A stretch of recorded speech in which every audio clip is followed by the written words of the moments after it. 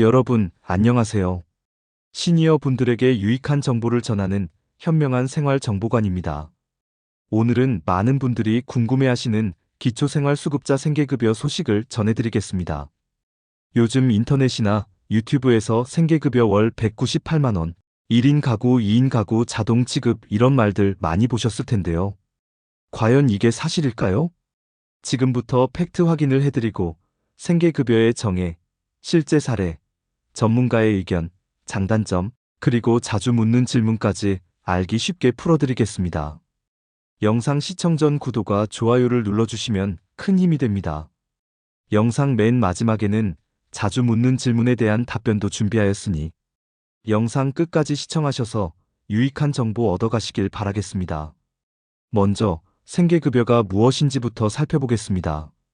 생계급여는 국민기초생활보장법 제8조에 따라 의복, 음식물 및 연료비 등 일상생활 기본적 필요를 충족시키기 위한 금품을 지급하여 수급자의 생계를 유지하게 하는 급여입니다.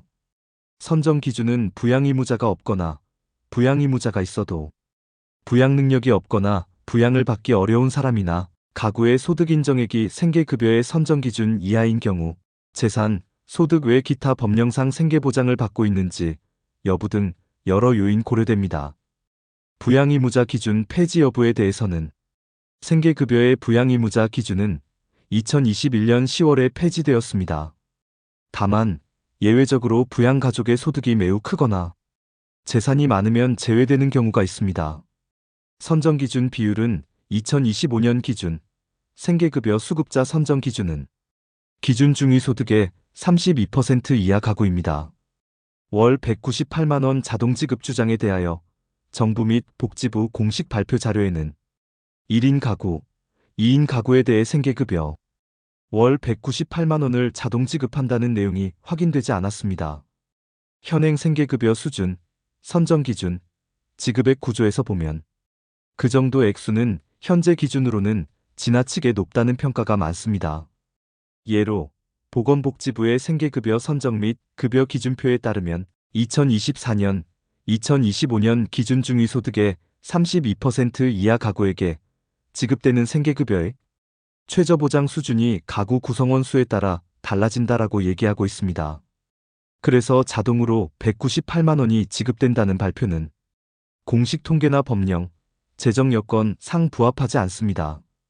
유튜브 영상들이나 SNS 상에서는 과장되거나 잘못 해석된 정보가 퍼지는 경우가 많기 때문에 이런 주장이 있을 경우 출처, 언제 발표됐는지, 누가 발언했는지 따지는 것이 중요합니다.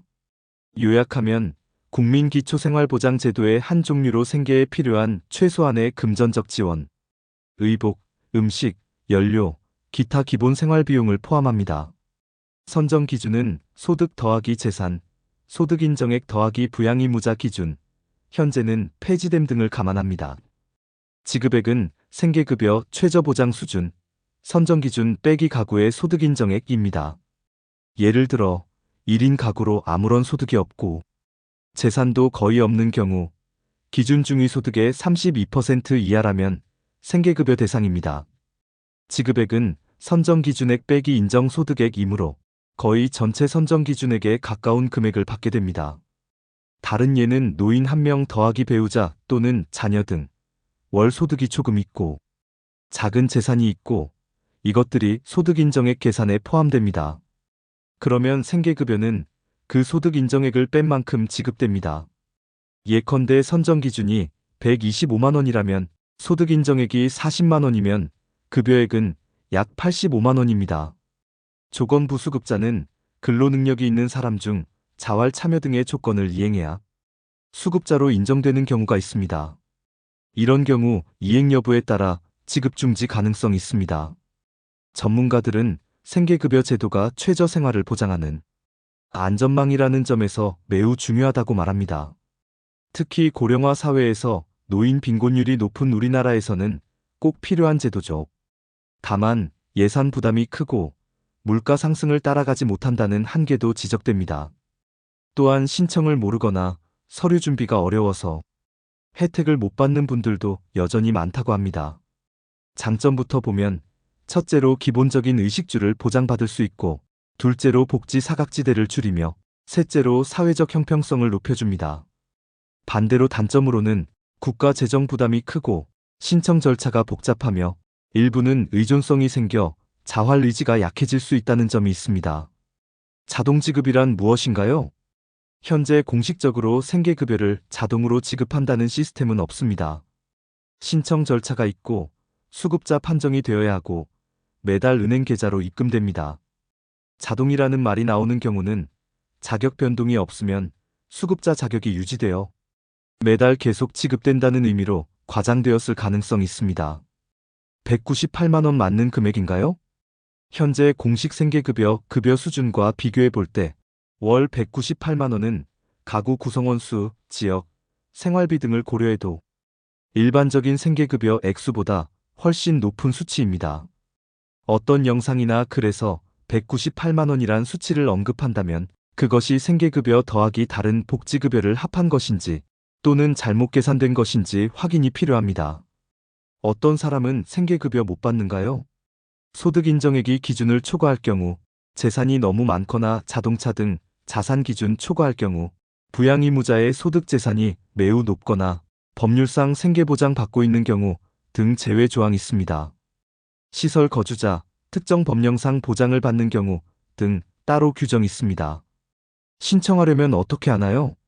주소지 읍, 면, 동행정복지센터 방문 또는 복지부, 지자체 복지센터에 신청. 필요한 서류 준비 필요합니다. 소득 증빙, 재산 증빙 등. 지급액은 어떻게 계산되나요? 생계급여 최저보장 수준 빼기 가구의 소득 인정액은 지급액입니다. 만약 소득 인정액이 최저보장 수준보다 작으면 그 차액만큼 생계급여를 받는 것입니다. 정리해드리면 생계급여는 우리 사회의 안전망이자 경제적으로 힘든 분들에게 기본적인 삶을 보장해주는 중요한 제도입니다. 다만 198만 원 자동지급이라는 말은 사실과 다르니 꼭 공식기관의 안내를 확인하시길 바랍니다. 혹시 주변에 이런 도움이 필요한 분이 계신다면 행정복지센터 방문을 권해드리세요. 작은 관심이 누군가에게는 큰 힘이 될 수 있습니다. 여러분께 도움이 되셨다면 구독과 좋아요 부탁드리고 앞으로도 생활에 꼭 필요한 정보들 전해드리겠습니다.